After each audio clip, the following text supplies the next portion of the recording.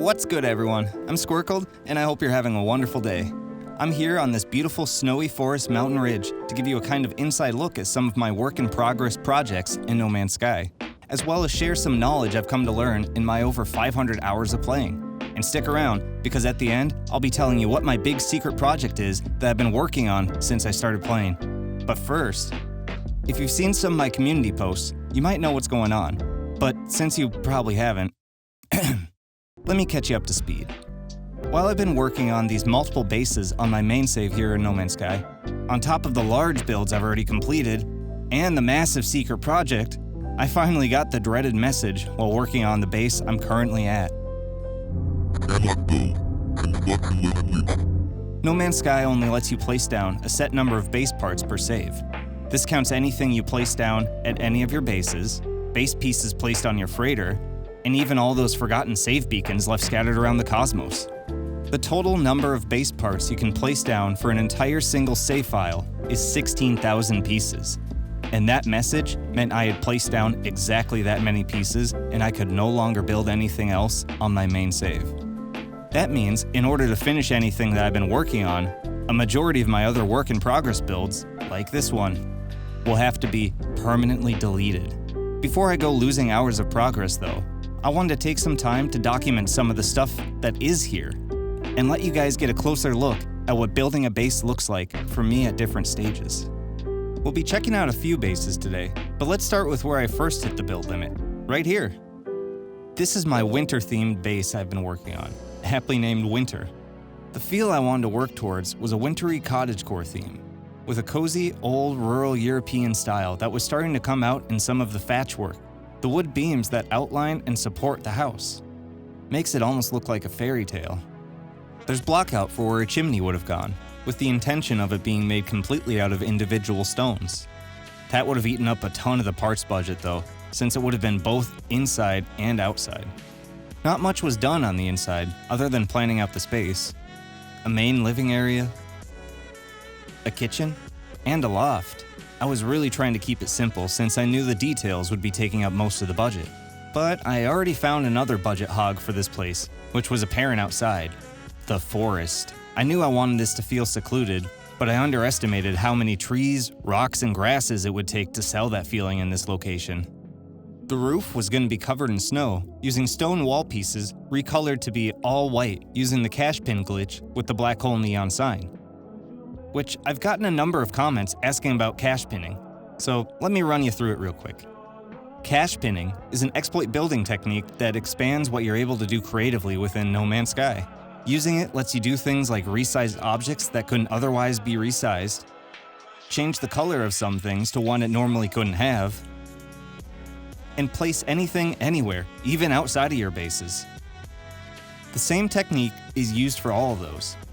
Pin the object you want to alter and place to your cache by getting it out in build mode and pressing these two buttons at the same time, or keys if you're on PC. If you did it right, you'll see a square crosshair. Now duplicate the object whose properties you want to inherit. So for this, I've scaled up a locker to duplicate. And because the wall is pinned in our cache, if we recall what's stored in there, by simultaneously using these two inputs, we'll see it places the wall with the size I had set the locker to be. Like I said, this can be used to resize, recolor, and place anything anywhere, which you can do by simply pinning any unlocked building parts formula from your catalog before heading into build mode. Some uncolored parts, like the black hole sign, give unique color palettes.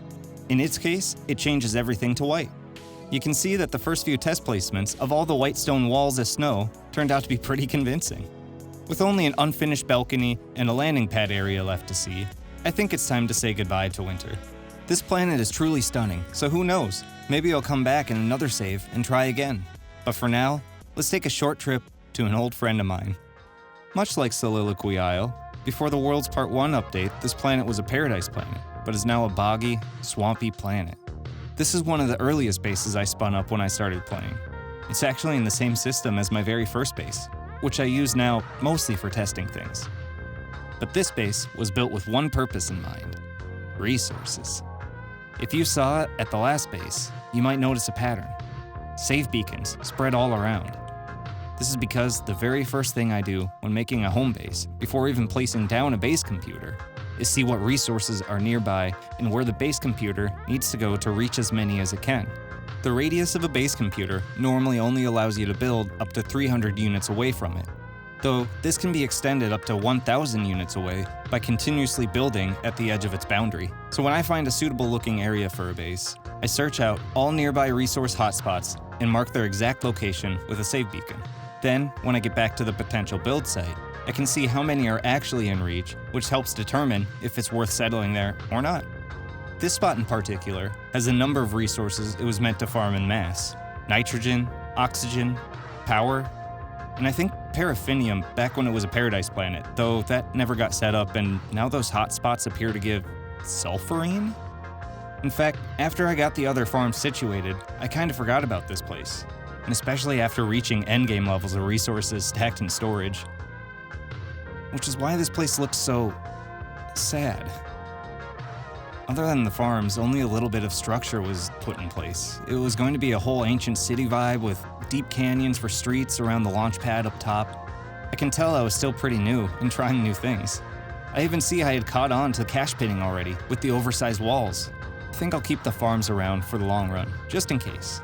But this eerie abandoned depot look will have to go. On to the next one. I'm gonna be real with you. I've been meaning to delete this one for a while. It was gonna be an outlaw spaceport city centered around the autophage camp in its center. I wanted a hierarchy in the city, with shacks of houses over there, and an overlord quarters overlooking the entire place.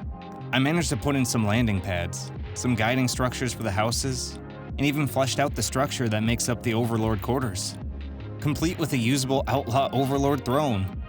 But the more I built, the more I realized that the idea was just too big in scope.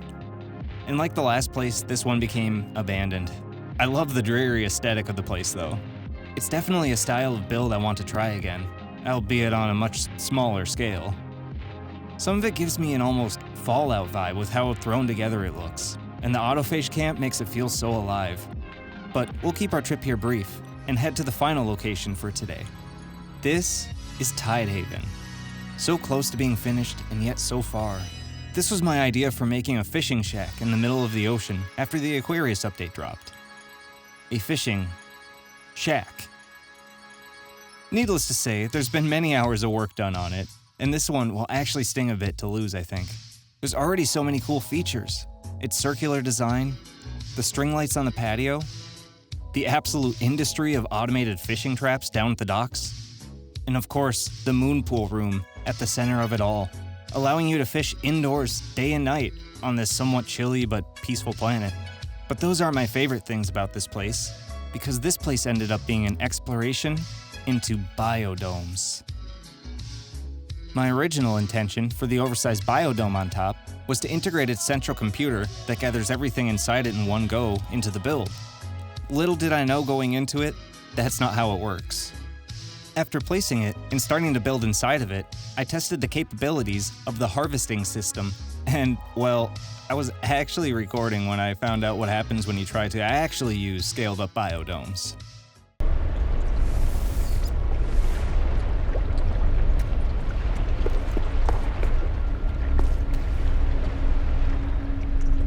God!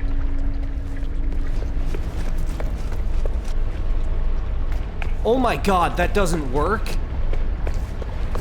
What happens when you scale up the biodome using the cache bin glitch, and then use another glitch building technique to power it on and make it functional, is the area that is harvestable within the biodome stays the same size as a regular, normal size biodome, which only covers a small area within the oversized one, so it would only collect some of the crops. But a majority would be out of range to automatically harvest. I had to rethink a bit of the design after discovering that, but decided to continue with the layout I had planned with the addition of this awesome-looking plant-lined pillar in the center. Like the central computer was never there. I also love that I got to keep these curved stairs. I'm definitely gonna have to try to incorporate these into another build. Some spots around the biodome even managed to get fully finished, like the frostwort planters and the top deck. The rest of the house consists of an unfinished living room, kitchen, storage room, lab, and bedroom complete with private balcony. There's also a couple of landing pads outside, a teleporter hub, and a submarine launch area. This place has so much character already, so it'll be sad to see it go. In fact, it'll suck to lose any of the unfinished bases we've looked at today. They all bring something unique to the table, whether it's new ideas, challenges that had to be overcome, or opportunities to learn and grow. And that's partly why I wanted to make this video. Because the expectation is to show your best work, but sometimes it's the things that might not ever be finished, or we may never see again, that can teach us the most and really show us what we're capable of. But I'll still have the opportunity to work on all those things, because deleting all this is for one thing. My big, super secret project that I've been slowly working on my entire time playing No Man's Sky. You can probably kinda guess what it is based on the several bases worth of part budget needed, but it's a massive freighter base. I won't give away too much here, but there's already a lot done.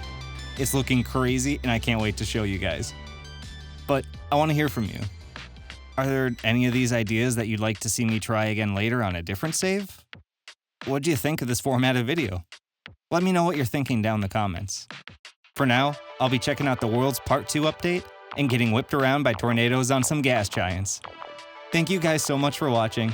I'm Squirkled, and I'll see you in the next one.